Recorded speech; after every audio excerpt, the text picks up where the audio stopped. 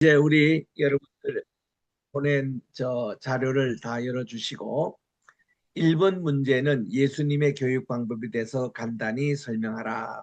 간단히 설명해야지 복잡하게 설명하면 그 감점당합니다. 여기에 이제 하나의 모범 답안으로 내놓은 겁니다. 그래서 뭐 이게 에, 그 100% 모든 것은 답은 없습니다. 그죠? 교수님들이 되게 원하는 답이 있고 여러분들이 또 쓰는 답이 돼 있는데 우리 여기에 대해서 하나씩 하나씩 살펴보도록 하겠습니다. 예수님의 교육 방법은 지금 여기에 네 가지를 이제 제시를 했는데 여러분들이 얼마든지 여기에 플러스 마이너스 할 수 있습니다. 그래서 참고하시라고 천국 복음을 비유로 설명하시고 이 모든 비유들은 일상생활을 소재로 쉽게 얘기체로 가르치십니다. 그 다음 우리 주님은 항상 가르침 앞서 실천을 먼저 하신 경우가 많습니다. 우리 요한복음 13장에 보면은 제자들의 발을 먼저 씻겨 주시고는 너희들이 나를 선생주라고 부르는데 내가 너희들의 발을 씻었으니 너희들도 서로 발을 씻어라 그러면서 내가 너희에게 새 계명을 주노니 아버지께서 우리를 사랑한 것 같이 너희들도 서로 사랑하라. 주님이 이렇게 먼저 실천을 보이시고 그다음 이렇게 교훈을 주신 경우가 많습니다. 우리 그 선한 사마리아 비우며 부자 나사로의 비우며 또 10명 우리 나환절이 다 깨까운 남을 받았는데 그중에 한 나환자만이 주님께 돌아와서 감사를 표시했던 이런 예 같은 거며 이게 실천을 강조하는 이런 주님의 교육 방법입니다. 그 다음 우리 주님께서는 전도와 선교를 할 때에 제자들에게 크신 하늘의 권능을 주심으로 능력이 나타나서 마귀가 떠나가고 또 이렇게 말씀이 저들의 마음의 옥토밭을 만들게 하고 그래서 이런 역사가 일어났던 그런 방법을 봅니다. 그리고 항상 교육의 효과, 결과, 평가를 하시는 우리 주님의 모습. 그래서 우리 주님의 교육 사역은 이제 마태복음 특별히 거기에 집중해서 나오고 있는데 요즘 매 새벽 기도 때마다 강조하고 있는 내용 그대로입니다. 마태복음 맨 끝에도 보면은 28장 16절, 17절, 18절, 19절, 20절 이렇게 보면은 그게 아버지와 하나님께서 하늘과 땅의 권세를 내게 주셨으니 그리고는 너희는 가서 정말 온 족속을 가르치며 그리고 그것도 다른 번역에 보면 제자로 삼고 이렇게 나오는데 온 족속을 가르치며 그리고 아버지와 아들과 성신의 이름으로 침례를 주고 내가 너에게 분부한 것을 가르치라. 이게 우리 주님께서 가르치는 사역, 교육을 강조하시는 이런 내용들을 이렇게 쓰시면 됩니다. 그 다음 이제 2번 문제는 예수님은 우리는 흔히 최고의 교사이고 사표가 되는 이유에 대해서 말하라 그런 얘기인데 이것도 하나 샘플로 그저 강조한 것입니다. 여러분 참고하시고 여러분들이 또 여기에 더하기 빼기 해서 이렇게 답을 한번 해보시기 바랍니다. 유명한 그 기독교 교육학자인 루이스 쉐릴 교수는 예수 그리스도께서 사역하시던 당시 추종자들에게 비친 그분의 이미지는 교사 랍비였습니다. 그래서 이렇게 그리스도는 하나님께로 파송하신 교사의 원형으로서 이상적인 교육의 형태를 보여주십니다. 그분은 성경 교육의 교육 방법론을 니고데모와 수가성 여인과의 대화에서도 제시하셨습니다. 예수님의 가르침의 주제는 항상 하나님 나라 즉 생명 문화의 기본 틀이었습니다. 예수님께서는 요한복음 10장 10절에서처럼 사랑의 목자상을 보여주십니다. 이는 우리가 지녀야 할 인격의 요소입니다. 우리 주님은 그 양들을 위해서 목숨을 버리는 그런 목자상으로서 이렇게 우리 주님이 이거를 강조하신 것입니다. 그리고 요한 누가복음 15장에서는 인간 대접받지 못한 소외된 사람들에게 사랑하시는 모습을 보여주는 이런 모습들. 그리고 세 번째 우리 문제는 사도 바울의 교육 방법과 내용을 요약을 하라 이런 내용입니다. 자, 우리 이것은 여러분들이 좀 돌아가면서 우리 좀 읽으셔야 되는데 분교장님께서요. 제가 지금 치과에 가서 이거 치료를 받고 와가지고 지금 여기도 아직 마취가 덜 풀렸고 좀 이렇게 발음하기가 좀 얼얼합니다. 지금도. 그래서 여러분들이 돌아가면서 지금부터 쭉 뭐 한 페이지씩 두 페이지씩 좀 읽어주시기 바랍니다. 분교장님 좀 이렇게 지명해 주시기 바랍니다. 네. 네. 사도 바울의 교육 방법과 내용을 요약하라. 우리 첫 번째 파트를 우리 양은혜 목사님 읽어주시겠어요? 네. 바울이 가말리엘 문화에서 공부했다는 것은 최고의 학력을 인정받았다고 보아야 한다. 바울은 어린 시절 부친을 따라서 다소에서 예루살렘으로 이주해서 로마 시민권 소유자이면서 유대인이었던 음. 아버지 도움으로 어린 시절 엘리트 교육을 받고 당대 최고의 랍비 가말리엘, 랍비 힐렐의 손자 밑에서 수학한 엘리트로 30세쯤에 사내들인 의회 의원 70명 중에 하나에 임명되고 된 최고 엘리트이자 정통 바리새파 지도자였다. 아멘. 네. 계속 읽어요. 아니, 세컨 파라그라프는 강신지 목사님 읽어주세요. 두 번째. 네, 사도행전 22장 3절입니다. 나는 유대인으로 길리기아 다소에서 났고 이 성에서 자라 가말리아의 문화에서 우리 조상들의 율법에 엄한 교훈을 받았고 오늘 너희 모든 사람처럼 하나님께 대하여 열심히 있는 자라. 아멘. 우리 아멘. 이제 세 번째 파트 박병구 장로님 읽어주시겠습니까? 음, 에베소 3장 5절 6절. 빌립보서.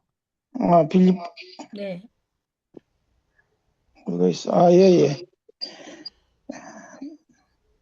나는 평일 만에 할례를 받고 8일 만에 할례를 받고 이스라엘 족속이요 베냐민 지파요 히브리인이 좋은 히브리인이요 율법으로는 바리새인으로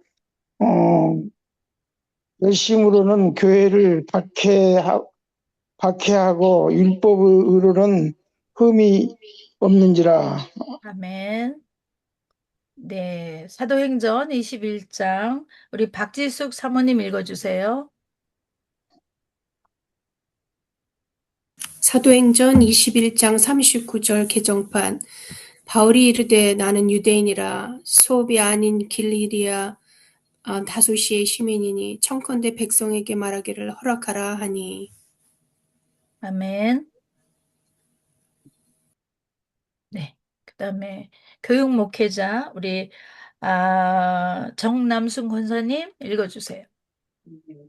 교육 목회자 사도 바울의 교육 목회 형태, 교육 목회 원리, 교육 목회의 내용이 로마서에 나온다. 교육 목회 현장으로서의 로마 교회와 고린도 교회를 살피면서 로마 교회와 고린도 교회를 연구하며 교육 목회 대상자로서의 로마 교회 교인에 대한 이해를 위해서 로마 교회 안에 유대인 교인과 이방인 교인을 분석하면서 특히 바울이 생각하는 로마 교회의 교인들에 대한 대조적이고 이분법적인 표현들과 고린도전서에 나타난 교인들에 대한 이분법 표현들을 분석해 보자. 아멘. 네, 우리 최희영 집사님 읽어주시겠어요? 참, 바울의 목회 형태를 5가지로 구분하는데, 첫째는 그리스도 중심적 교회 목회 형태이다.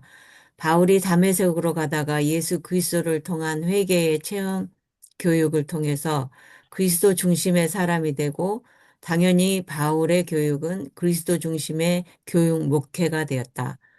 예수 그리스도를 모든 목회와 교육 목회의 중심이 되고 모든 교인들의 삶의 중심이 되게 하는 그리스도 중심의 교육이었다. 아멘. 네. 둘째는 우리 조이 전도사님 읽어주세요. 둘째는 모범을 보이는 모델 교육 목회 형태로서 바울의 교육은 예수님처럼 가르치심과 삶이 몸이 되고 가르침과 삶이 서로 일치되는 생활의 교육이었다. 교회 목회 형태를 본의 교육인데 모범 교육이었다. 바울은 예수를 구주로 선포하고 예수님을 본받을 것을 추구했는데 예수님께서 제자들의 발을 씻기시는 모범을 보이신 것처럼 바울도 교회 성도들에게 내가 그리스도를 본받는 자 된 것 같이 너희는 나를 본받는 자가 되라고 부탁했다. 아멘. 네. 여기까지 읽으면 됐을까요, 총장님? 끝까지. 지금 다 한 번 더. 지금 이제 이거 그러니까 10번은 돌아갈 겁니다. 10번 계속. 파워포인트를 넘겨주세요. 지금 넘겼는데요. 셋째 지금 들어갔잖아요. 네, 셋째는 우리 조남희 선교사님 읽어주세요.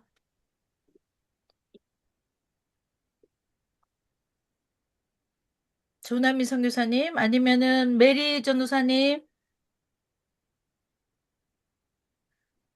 셋째로 바울은 사랑의 교육, 목회 형태를 취했다. 바울 자신이 예수 그리스도를 통한 화해와 사랑의 체험이 있었기에 바울의 목회 형태는 화해와 사랑의 교육 목회였다. 바울은 그가 세운 교회 성도들을 영적 자식처럼 대하였고 또 영적 자녀처럼 교육하였다.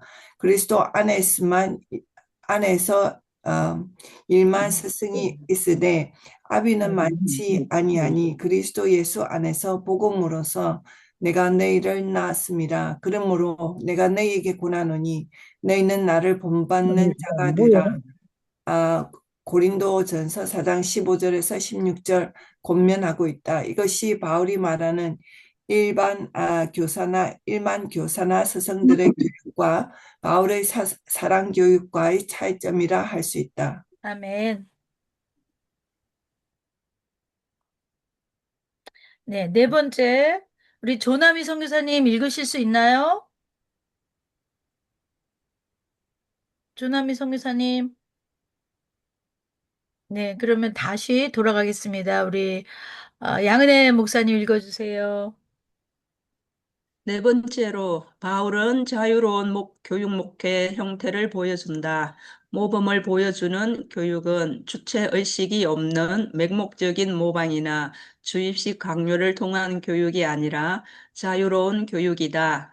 바울은 교인들에게 교리를 암기하는 교리 교육을 주장하고 주입식의 폐쇄적인 교육 목회를 실천한 것이 아니라 죄의 사슬에 얽매여서 포로나 노예와 같은 상태에 있던 유대인들과 이방인들에게 참 자유와 해방을 선포하였는데 너희는 더 이상 종이 아니라 하나님의 자녀다. 갈라디아서 4장 1절로 7절과 5장 1절라는 자유로운 교육 목회를 실천하고 있었음을 보여준다. 아멘.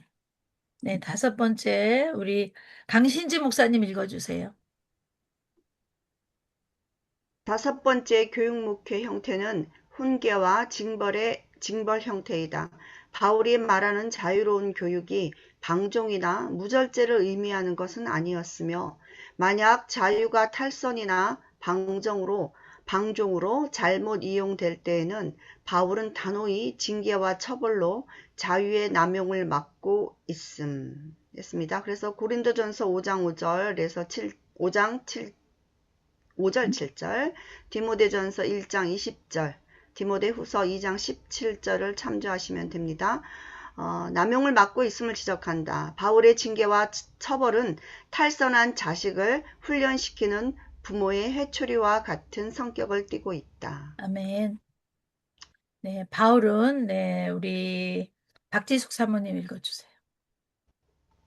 바울의 자유교육은 부모의 자식 사랑교육과 같은 것으로서 방종과 무절제에 대해 회초리와 같은 점에서 일만 스승, 고린도전서 4장 15절의 말씀과 같이 회초리와 구분되어 갈라디아 4장 19절, 고린도 후서 6장 13절, 빌레몬서 10장, 데살로니가전서 2장 7절, 11장, 데살로니가 후서 3장 7조의 말씀과 같이 지적한다.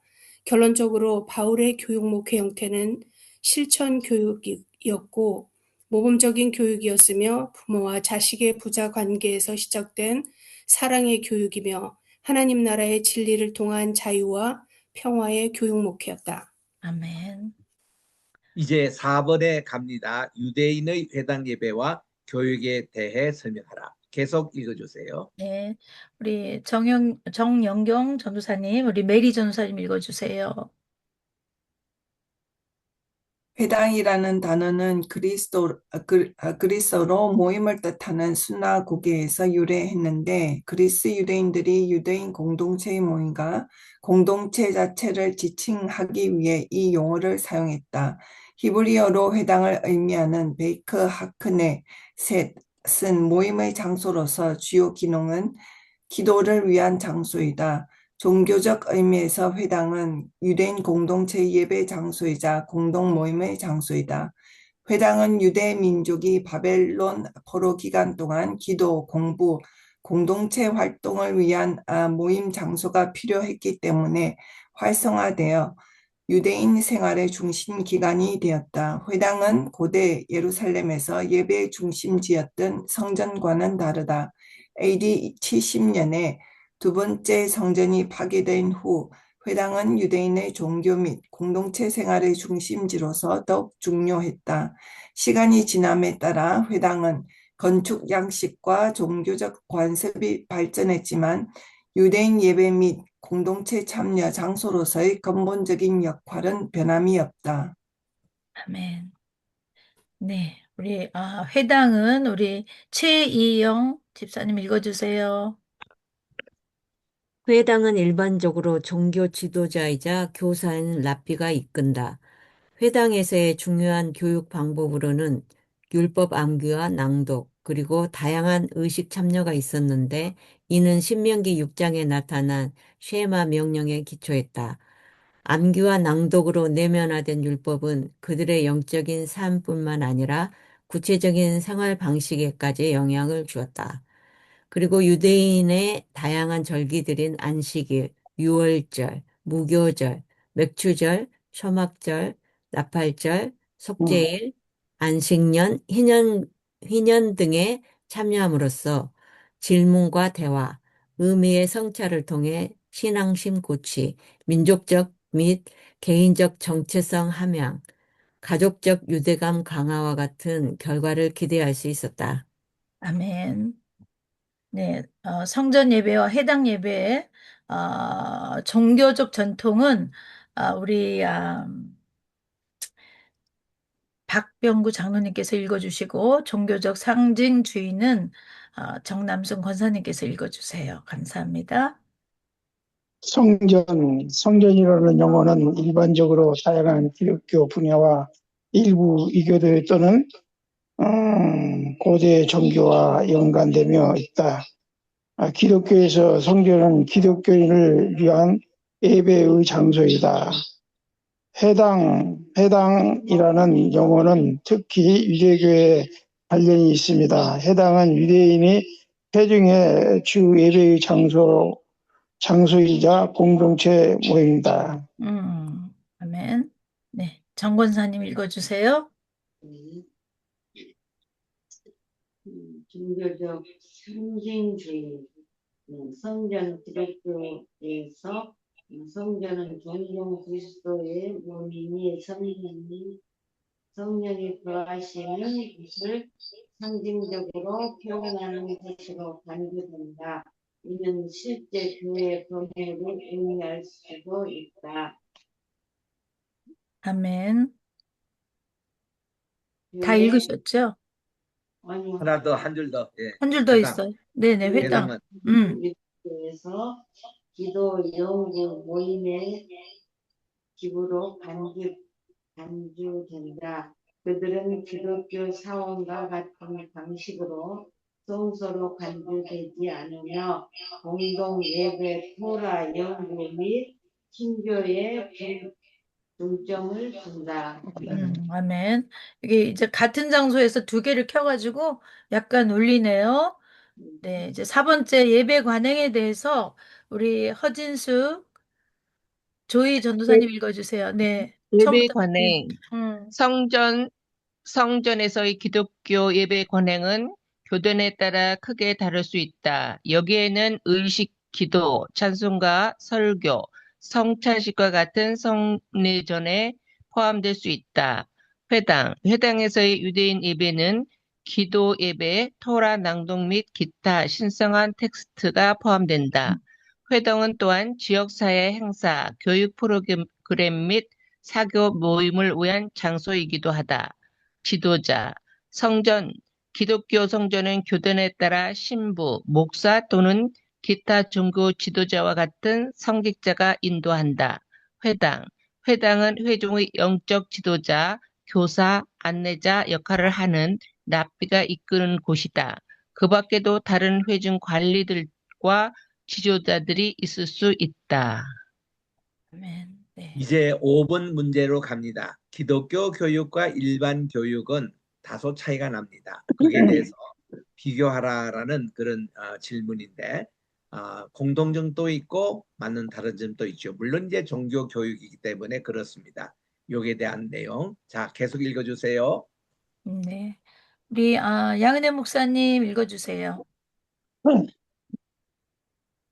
기독교 교육과 일반 교육을 비교하라.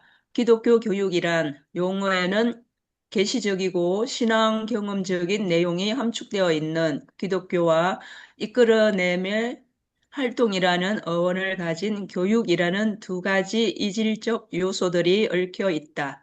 기독교 교육이란 인간은 하나님께서 창조하신 피조물이며 하나님의 창조 질서는 인간을 관계 안에서 살아야 할 존재라는 규정 아래 의도적으로 인간의 가능성을 이끌어내는 활동이라고 볼 수 있다. 하지만 인간은 하나님께서 정해주신 관계에서 이탈한 잘못된 존재이므로 우선적으로 이탈된 인간을 회개로 이끌고 복음 안에서 믿음의 질서 체계를 세울 수 있도록 이끌게 함으로써 본래의 자리로 가게 해 주어야 한다. 이것이 기독교 교육의 기초가 된다. 기독교 교육의 관심 영역에는 첫 번째 성경 교육, 교리 교육 등의 지식 과정 교육에서 나타나는 지식과 2번 명제적 이해 차원의 종교 교육이 지닌 신념과 3번 하나님의 은혜와 성령의 감동으로 가능한 신앙이 영역이 있다. 기독교 교육의 가르침이 기본 정신과 주제는 예수 그리스도이다. 아멘. 네. 이제 일반 교육학이란 우리 강신지 목사님 읽어주세요. 일반 교육이란 영어 단어 education이라는 단어는 이와 듀카레의 합성어로 이는 out, 듀카레는 to lead나 to draw를 의미한다. 따라서 교육이란 말 자체는 이끌어냄의 활동, 산파이란 뜻이다. 교육학은 인간의 학습과 교육 과정을 연구하며 교육의 원리와 효과적인 교수 학습 방법을 탐구하는 학문이다. 교육학은 교사가 학생을 지도하는 기술과 연구를 의미하며 교수 전략 방법을 포함한다. 넓은 의미에서는 교육론을 포함하여 교사와 학습자 간 상호작용, 사회적 지적 환경 설정, 교육 제도와 행정 등 교육 활동 전반을 다룬다. 교육학은 교육철학, 교육심리학, 교육과정론, 비교교육학, 교육사회학 등 다양한 세부 분야로 나누며 철학이나 심리학 등의 인접 학문의 연구 방법론을 도입하여 중간 학문의 특성을 보인다. 네, 우리 기독교 교육학과 일반 교육학, 우리 박지숙 사모님 읽어주세요. 5. 기독교 교육학과 일반 교육학. 어떤 사조를 가지던 교육이 가지는 기본적 요소는 같을 수 있고 보편적 기능을 교육할 수 있다. C.F. 멜처트는 이 기본적 요소를 의도적 활동, 가치, 시간, 지식과 인식, 관계성, 전인성이라고 말한다. 기독교 교육이란 위의 모든 활동 요소가 기독교적이라는 데 있다. 네, 더편은 제가 좀 설명하겠습니다. 왼편의 기독교 교육, 오른편의 일반 교육, 여기에서 의도성에 대해서는 하나님의 의도성이 내포되지만 일반 교육은 인간의 전문성을 위조합니다. 가치면에 있어서는 하나님의 설정에 의거하는 데 비해서 일반 교육은 인간 합의에 의해 선정된 바람직한 가치입니다. 시간에 대해서는 기독교 교육은 사후의 영원 무궁세계까지 파악하지만 인간 일반 교육은 죽음으로써 끝나는 시간입니다. 그리고 지식과 인식의 관계에 대해서 그 기독교 교육은 신앙이라는 요소가 있습니다.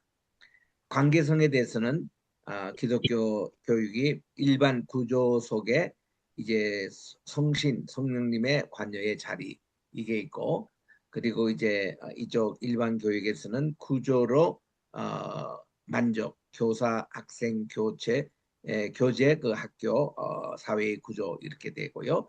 전인성 관계에 대해서는 영성 차원에서 육체적, 정신적 건강을 이제 그 목표화하는 데 비해서 일반 교육은 지적이고 정신적이고 정서적, 기술적인 차원을 얘기하는 것입니다. 그다음 이제 6번째 문제에 대해서 코메니우스 교육 철학을 논하라 이 문제입니다. 계속 읽어주세요. 네, 우리 메리 전도사님 읽어주세요. 코메니우스 교육 철학을 논하라. 존 아모스 코메니우스는 17세기 이전의 교육의 이론과 방법론을 현대적인 체계로 발전시킨 현대 교육의 창시자라고 할 수 있다. 코메니우스는 신학자이며 목회자이기도 했고 또한 교육가이기도 했다. 그의 교육 사상은 철저히 그의 종교적 신앙 경험과 신학 사상 그리고 무엇보다 성서에 기초하여 이루어졌다. 그는 신앙인으로서 그리고 사회인으로서의 올바른 성장을 위하여 교육의 중요성을 역설하였고 그가 30년 전쟁을 통하여 경험한 것을 토대로 전쟁의 방지와 평화를 위해 도덕 교육과 종교 교육을 강조하였다. 그는 그의 교육 사상을 통하여 공격적으로 하나님 나라를 실현하려 하였고 그 실현을 위해 노력하며 많은 저서를 내며 지대한 공헌을 하였다. 네, 우리 6번 대교 수학은 우리 최이영 집사님 읽어주세요. 대교 수학은 그의 여러 저서들 가운데 가장 유명하면서 또한 가장 중요하다고 볼 수 있다. 대교 수학 안에는 그의 교육 사상뿐만 아니라 그의 신관, 인간관, 자연관, 그리고 구체적인 교육의 내용과 방법들까지 상세하게 나타나 있다. 그는 대교 수학을 시작하며 독자들에게 교육은 전 인류의 구원이라고 말한다. 코메니우스의 사상을 대교 수학 한 권만으로 바르게 이해하기는 어렵지만 그의 생애와 시대적 배경을 장에서 대표적 저서인 대교 수학을 중심으로 그의 사상과 이론의 실제적 방법 등을 정리하고 그의 교육 사상과 관련된 연구 논문과 참고 도서를 조사하여 그의 신관과 인간관, 자연관, 교육관, 그리고 그의 사상의 핵심인 범지혜를 살펴보자. 코메니우스는 하이델베르크에서 수학할 때 르네상스의 인문주의 철학, 종교 개혁 정신과 철학, 그리고 새로운 과학 사상과 지식을 접하게 되었다. 그가 조술한 저서들 속에서 그가 영향받은 사상가들의 철학, 신학, 과학의 이론과 방법론으로 그의 독특한 교육 사상 체계를 전개하였다. 칼빈의 교육은 우리 조이 전도사님 읽어주세요. 칼빈의 교육은 영적 질서를 위한 하나님의 목적이며 교육의 목표는 도덕 교육과 종교 교육을 통하여 세상에 하나님의 신정 정치를 실현하는 것이었다. 코메니우스는 이러한 칼빈주의 사상을 그의 교육 철학 사상의 기반으로 하여 범지혜 사상을 발전시켰다. 이 밖에도 코메니우스는 그 당시 스승이었던 피셔로부터 성경 주석과 비평 방법을, 알스테드로부터 칼빈주의 신학을, 그리고 안드레이로부터 유토피아 사상과 천년 왕국설의 영향을 받았다. 한편 코메니우스가 하이델베르크에 있었을 때 코페르니쿠스의 천체의 혁명에 관하여를 입수하였다. 그는 이 책에서 유럽의 과학 사상의 기반을 흔들어 놓았으며 새로운 과학의 발전적 기틀이 되었던 지동설에 깊은 관심을 갖게 되었다. 그는 우주 현상에 관한 종합적인 지식과 자연 철학의 새로운 인식으로 자신이 가지고 있었던 왜곡되고 단편적인 중세기적인 과학 지식의 변화와 함께 새로운 과학 지식과 정신에 의한 과학적 교수법의 개발에 전념하게 되었다. 네, 6번 새 교수법. 우리 첫 번째 파트는 박장로님이 읽어주시고 그 다음에는 정 권사님께서 읽어주시기 바랍니다. 6번 세교수법. 코미니우스는 새 교수법을 창안하여 현대 교육의 기반을 형성하였다. 그는 교수 학습 방법의 합리적인 체계를 정립하여 전통적인 교육의 문제인 비능률성과 일반적인 주입식 방법을 개선하려고 시도하였다. 그는 기천의 교육의 환경과 제도에서는 한 인간의 전인적인 개발과 양육을 성취할 수 없다는 사실을 인식하였다. 네, 정 권사님, 코메니우스는 네. 대교수학에서 자연 법칙에 근거한 교수 방법과 범교육 사상의 기반이 되는 모든 지식을 탐구할 수 있는 필요한 방법을 제시하고 있다. 그는 학생들의 교훈과 양육은 그들의 자연적인 성장 단계와 수용력에 적합하게 모든 교육 과목을 터득하고 이해할 수 있도록 참되고 결코 실패 없는 방법에 의하여 수행되어야 한다는 점을 강조하고 있다. 그리고 코메니우스는 참된 교육법은 학습이 진행되는 동안 학생들의 마음을 고배고 즐겁게 하는 모든 수단과 일치한다는 점을 강조하고 있다. 네, 6번 교수법은 암시적인 여기 다시 또 시작하겠습니다. 우리 양은혜 목사님. 네. 교수법은 암시적인 유추법과 개념의 생생한 신뢰를 포함한다. 그것은 또한 서구의 교수 모형을 점전적으로 개혁하였던 개념들로 이루어지고 있다. 교수법의 온전한 목적은 자유인들을 교육하여 그들의 동료들과 고상한 관계를 유지하는 것이다. 1. 분석적 방법.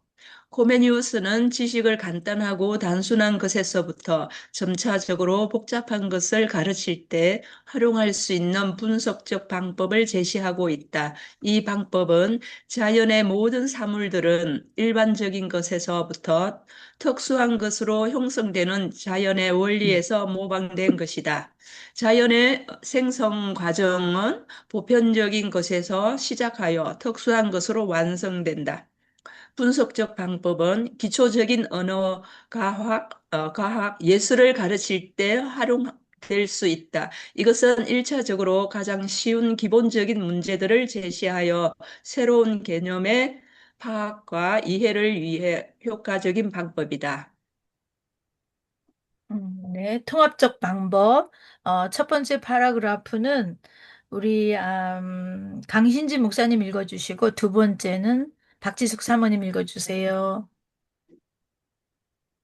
코메니우스는 모든 사물들의 직접적인 관찰의 결과에 의하여 균합적이고 경험적인 탐구의 방법을 모색하였다. 동시에 그는 베이컨에 의한 사물의 균합적 탐구 방법의 이론적 체계의 영향에 힘입어 교수법의 전형적인 공리를 고안하였다. 이 방법은 특수한 것에서부터 보편적인 것에 도달하는 균합적인 과정을 의미한다. 알려진 것에서부터 알려지지 않은 것으로, 가까운 것에서부터 먼 것으로, 특수한 것에서부터 보편적인 것으로, 구체적인 것에서부터 추상적인 것으로, 부분에서부터 전체로, 종합적 방법은 복잡하고 다양한 지식을 가르쳐서 이해시킬 수 있는 과학적 균합법이라 할 수 있다. 네, 혼합적 방법. 우리 메리 전도사님 읽어주세요. 혼합적 방법. 코메니우스는 그의 종교적인 신앙 경험과 학문적 영향에 의하여 자연 세계의 모든 사물들을 이해할 수 있는 새로운 우주관과 규범을 창안하려고 시도하였다. 그는 우주의 자연 세계는 질서와 조화의 원리로 운행하고 있다는 확신을 가지고 있었다. 코메니우스는 자연의 조화의 원리를 병행의 원리 혹은 유사성의 원리로 간추하고 이 원리에 근거하여 혼합적 교수법을 제안하였다. 코메니우스에 있어서 혼합적 방법은 곧 유추법을 의미한다. 자연 사물의 정확한 이해는 한 사물의 전체와 다른 사물들의 전체들과의 관계, 그리고 다른 부분들과의 비교 유추법에 의해 가능해질 수 있다. 혼합적 교수법은 언어학습에 가장 효과적으로 활용될 수 있다. 실제로 언어학습은 언어가 표현하고 있는 사물과 동시적으로 병행되어야 한다.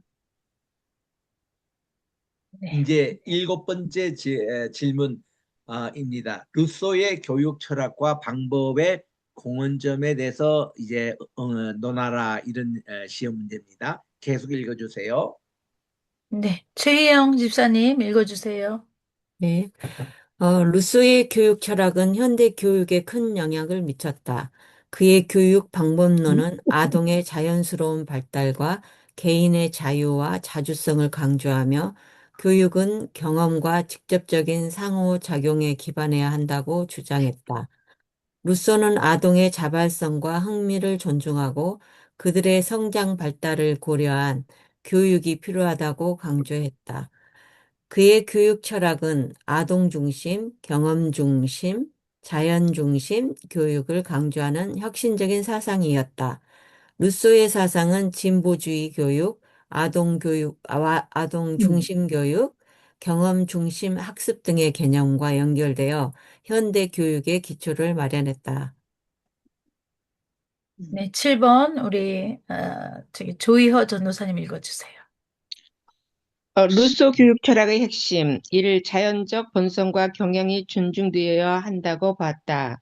그는 아동이 사회적 제약에서 벗어나 자연스럽게 성장할 수 있도록 하는 것이 교육의 핵심이라고 강조했다.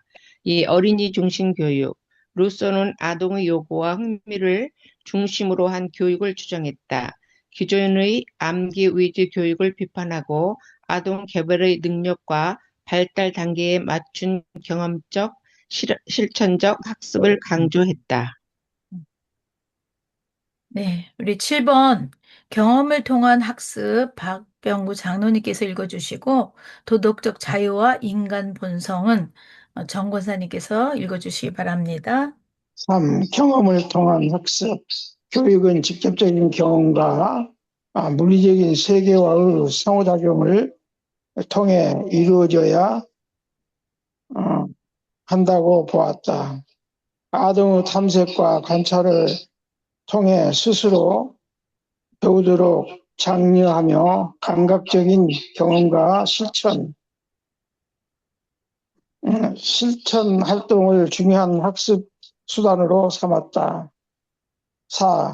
공식 교육의 지연. 루소는 아동이 약 12세가 될 때까지 공식적인 교육을 늦추고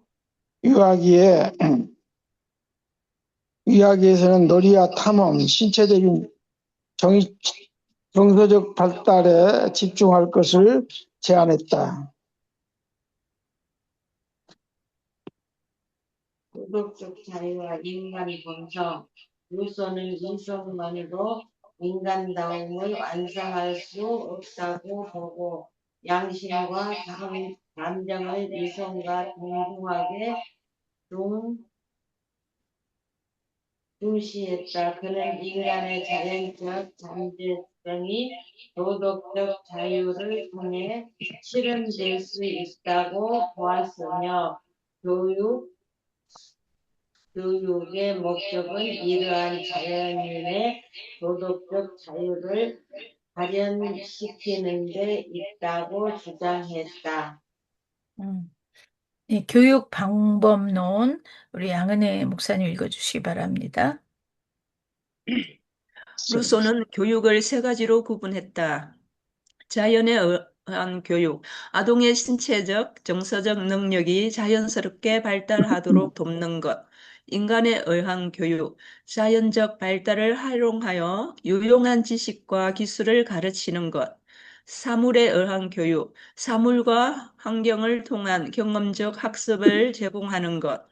그는 교사를 아동의 발달과 성향을 이해하고 적절한 조건을 제공하는 정원사에 비유하며 이상적 교육 환경은 가정에서 시작될 수 있다고 보았다. 네, 현대 교육에 미친 영향 우리 강신지 목사님 읽어주세요. 루소의 교육 사상은 페스탈로치, 헤르바르트, 퓨르벨, 몬테소리 듀이 등 현대 교육학자들에게 계승되었다. 특히 아동 내면의 잠재성을 존중하고 경험 중심 학습을 강조한 점은 현대 아동 교육의 기초가 되었다. 루소의 교육 철학은 단순한 지식 전달이 아니라 아동의 자연적 성장, 도덕적 자유, 경험적 학습을 중심으로 한 교육의 이상을 제시하며 사회적 제약으로부터 독립된 교육을 지향했다. 이제 8번째 질문입니다. 주일학교의 기원과 발전을 요약하라. 요 내용입니다. 계속 읽어주세요. 네, 첫 번째 파트는 우리 박 장로님 읽어주시고 두 번째 파트는 우리 메리 전도사님 읽어주세요. 주일학교 또는 교회학교는 일부 안식일을 엄수 기독교 교파에서 안식일 학교로 알려져 있으며 예배 장소에서 이루어져 교육기간 또는 주간 활동을 말한다. 보통 기독교적 성격을 띠며 종종 어린이 또는 초신자를 대상으로 한다. 주일 학교 수업은 보통 일요일 교회 예배 전에 열리며 기독교인, 특히 어린이와 청소년, 때로는 성인들에게도 교수를 제공하는 데 사용된다. 많은 기독교 교파 교회에는 이 목적으로 사용되는 교회당 부속 교실이 있다. 많은 주일 학교 수업은 정해진 커리큘럼에 따라 운영되며 일부는 참석자들에게 교리 문답을 가르친다. 구성원들은 출석뿐만 아니라 참여에 대해 수료증이나 상을 받기도 한다. 네, 계속. 주일학교 수업에서는 가벼운 아침 식사를 제공할 수도 있다. 그러나 성찬이 거행되는 날에는 일부 기독교 교파에서 성찬 요소를 받기 전에 금식할 것을 권장한다. 네, 8번. 우리 박지숙 사모님, 첫 번째 파라그래프 읽어주시고요. 두 번째는 최이영 집사님께서 읽어주세요. 유럽의 주일학교는 16세기 대주교 가를로 보로메오가 이탈리아 어린아이들에게 신앙을 가르치기 위해 설립한 로마 가톨릭 교회의 기독교 교리 형제회와 함께 시작되었다. 개신교 주일학교는 18세기 영국에서 노동하는 아이들에게 교육을 제공하기 위해 처음 세워졌다. 윌리엄 킹은 1751년 글로스터셔주 더질리에서 주일학교를 시작했다. 글로스터 저널의 편집자인 로버트 레이크스는 1781년 글로스터에서 이와 유사한 학교를 시작했다. 그는 자신의 저널에 기사를 썼고 그 결과 많은 성직자들이 읽기, 쓰기, 산술 및 성경 지식을 청소년들에게 가르치는 것을 목표로 하는 학교들을 지원하게 되었다. 주일학교 협회, 우리 정 권사님 읽어주시고, 그 다음 파라그래프는 우리 조희 전도사님 읽어주세요. 주일학교 협회는 1785년 9월 7일 런던 프레스턴 스토리트 침례교에서 침례교 보조자 윌리엄 폭스에 의해 설립되었다. 그는 청소년 범죄 문제에 관한 레이크스의 기사에 감명을 받았었다. 토머스 스톱 목사와 레이크스는 6세에서 14세 사이에 어린이 100명을 등록시켰다. 이 협회는 자체 교과서를 출판했으며 약 4,000개의 주일학교를 결집시켰다. 1785년에는 2,500만 명의 영국 어린이가 주일학교에 다니고 있었다. 맨체스터에만 5,000명이 있었다.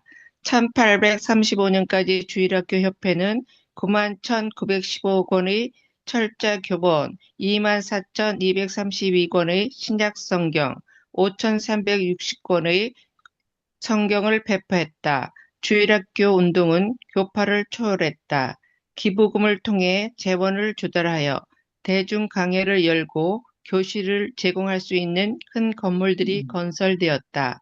성인들도 기초적인 읽기 교육을 받기 위해 영유아들과 같은 수업에 참여했다. 일부 마을에서는 감리교인들이 대형 주일학교에서 탈퇴하여 자신들만의 학교를 세웠다. 성공의 신자들은 주일학교이자 일일학교의 역할을 하는 국립학교들을 세웠다.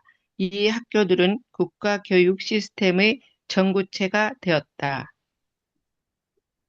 네, 주일학교의 교육적 역할은 우리 양은혜 목사님 또 읽어주시기 바랍니다. 주일학교의 교육적 역할은 보편적인 초등교육을 제공한 1870년 초등교육법과 함께 종료되었다.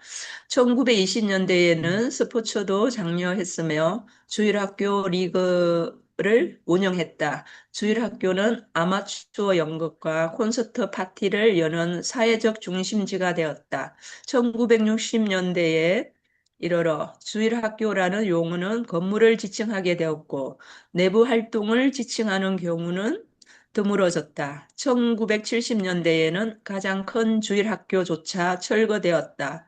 오늘날 이 용어는 주로 교회 예배 시작 전에 열리는 어린이와 성인을 위한 교리문답 수업을 일컫는다. 특정 기독교 전통에서는 2학년이나 8학년과 같은 특정 학년에서 주일학교 수업이 청소년들에게 첫 영성체나 견진성사와 같은 의례를 준비시킨다. 많은 기독교 교파가 유지하고 있는 주일 안식일 엄수주의 교리는 주일학교 출석과 같은 간행을 장려하는데 이는 주님의 날 전체를 하나님께 바쳐야 한다고 가르치기 때문이다. 이에 따라 많은 어린이와 청소년들이 저녁 예배에 참석하기 전 늦은 오후에 청소년 그룹 활동을 위해 교회로 돌아오기도 한다. 네. 주일학교 교사는 대개 평신도로서 이 파트를 우리 강신지 목사님 읽어주시겠습니까? 주일학교 교사는 대개 평신도로서 지정된 코디네이터, 이사회 또는 위원회에 의해 교회에서의 역할을 위해 선발된다. 일반적으로 선발은 교육에 대한 정규 훈련보다는 성품과 성경을 가르칠 수 있는 능력에 대한 인식에 기초한다. 그러나 일부 주일학교 교사들은 직업의 결과로 교육 분야의 배경을 가지고 있기도 한다. 일부 교회에서는 주일학교 교사와 교리교사가 다른 사람들을 교육하기 위해 신앙과 교수 과정에 대한 충분한 이해를 갖추고 있는지 확인하기 위해 과정을 이수하도록 요구한다. 다른 교회에서는 훈련 없이 자원봉사자가 가르치는 것을 허용하기도 하는데 그런 경우에는 신앙 고백과 가르치고자 하는 열망만이 요구된다. 네, 우리 시간이 좀 많이 지나서요. 제가 마지막은 두 문제는 간단하게 하겠습니다. 각종 성경 공부의 특징과 개선할 점을 약속하라 했는데, 여기에 대해서는 여러분들 각자가 이렇게 좀 느끼고 그런 점을 이제 쓰시면 됩니다. 성경이 읽어지네. 이거 우리 이사모님의 그 책이 많이 지금 또 읽히고 있죠. 굉장히 좋은 훌륭한 책입니다. 아주 자세하게 고고학적인 역사 또 이런 거 성경의 배경을 다 다루면서 상당히 아주 유익한 그런 책입니다. 그다음 또 각종 우리 주석서, 호크마 주석, 톰슨 주석, 아가페, 스코필드 또 그외 컴퓨터 인터넷의 자료들이 많이 있죠. 그다음 베델 성경 공부가 지금도 널리 이렇게 공부되고 있습니다. 여기에 또 따라서 크로스웨이도 많이 지금 퍼지고 있습니다. 또 우리 청년들을 중심한 대학생들 나침반 성경 공부다, IVF다, CCC 이런 게 여전하게 좋은 교재로 사용되고 있습니다. 이런 내용들을 여러분들이 각자 이제 특징을 이제 알고 또 개선할 약속하는 겁니다. 마지막 문제는 이상적인 교사상과 교육 방법을 논하라. 그런데 이거는 어떤 학술을 논한다기보다 여러분이 스스로 이번 학기 동안 배운 내용들을 이제 정리하는.